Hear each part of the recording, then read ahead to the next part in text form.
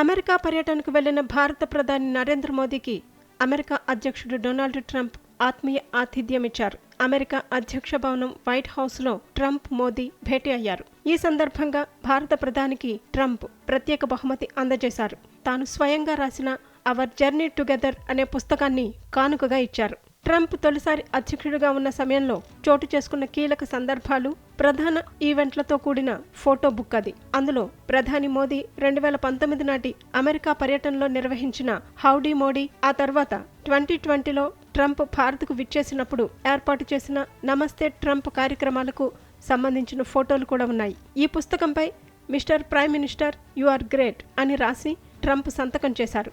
అనంతరం పుస్తకంలోని పేజీలను తిప్పుతూ వీరిద్దరూ ఉన్న ఫోటోలను మోదీకి ఆయన చూపించారు.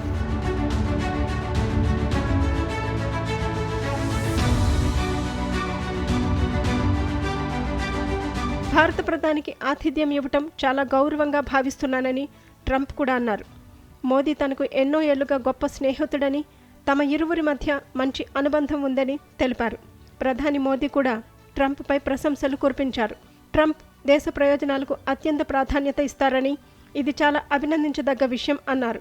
అమెరికా అధ్యక్షుడి నుంచి తాను నేర్చుకున్నది అదేనని, ఆయనలాగే తాను కూడా భారత ప్రయోజనాలకే అధిక ప్రాధాన్యత ఇస్తానని మోదీ తెలిపారు. ఈ సందర్భంగా ట్రంప్తో మోదీ పలు ద్వైపాక్షిక అంశాలపై చర్చలు జరిపారు. అనంతరం వీరిద్దరూ సంయుక్త మీడియా సమావేశంలో పాల్గొన్నారు. ఇరు దేశాల పరస్పర వాణిజ్య, రక్షణ బంధం బలోపేతానికి కట్టుబడి ఉన్నట్లు దేశాధినేతలు తెలిపారు. అమెరికా పర్యటనను ముగించుకొని ప్రధాని మోదీ భారత్కు తిరుగు పయనమయ్యారు.